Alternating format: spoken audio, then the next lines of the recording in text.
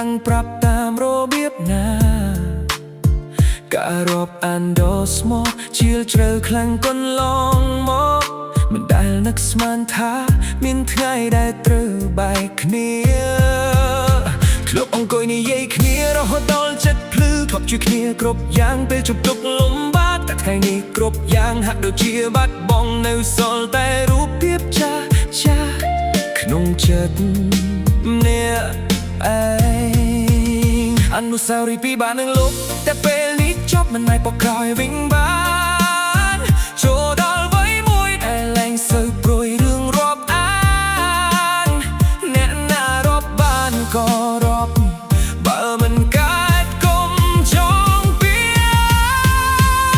ខ្ញុំតែងបើកចិត្តដាក់ខ្លួនរាប់មិនដែលគិតថាខ្លីថោកពិតវាមិត្តភាពតែនិយាយរកគេបែរជាមិនចង់តបឈួតលប់មែនទេដែលខំប្រឹងរាល់ថ្ងៃនេះតែរកឆាតរកគេមិនចង់ឆ្លើយខ្ញុំធ្វើឲ្យហើយអ្វីដែលហៅថាព្យាយាមបើមិត្តភាពនេះមិននៅដូចថ្ងៃមុនខ្ញុំសូមដើរចេញទាំងបេះដូងនៅឈឺចាប់ធ្លាប់ទុកជាសំឡាញ់មានអ្វីក៏មិនភ្លេចគ្នាទៅណាមកណាយើងទៅជាមួយជានិច្ចនិរន្តរ៍ជាមិត្តយល់ចេះជួបគ្នាតែងរីករាយញញឹមពុះព្រីលេងសើចសប្បាយគ្រប់ពេលជីវិតขับរួអ្វីក៏ប្រែប្រួលមនុស្សដែលធ្លាប់ចិត្តក៏คล้ายជាឆ្ងាយបន្តិចញ៉ាំដងវិសន្យាដែលធ្លាប់និយាយថានឹងដូចបែកគ្នាលើនេះនៅសល់តែសំឡេងខ្យល់រំលឹកអតីតកាលនិយាយមិត្តភាពคล้ายដែលធ្លាប់ដើរជាមួយធ្លាប់ជាដៃគូនេះតែកំសាន្តមិនដែលចោលគ្នាធ្លាប់គិតថាស្មោះដល់ចាស់កងក្នុងតែទេនេះត្រឡប់ទៅឆ្ងាយដល់អ្នកដទៃ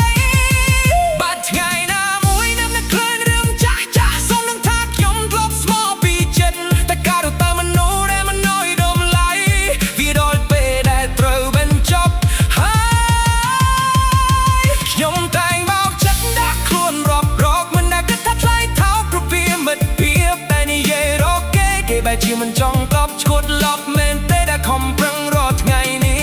ទេរកឆាតរកគេមិនចង់ឆ្លើយខ្ញុំពេលអស់ហើយអ្វីដែលហៅថាព្យាយាមអស់ហើយក្តីសង្ឃឹមអស់ហើយការរងចាំលាហើយមិត្តភាពคล้าย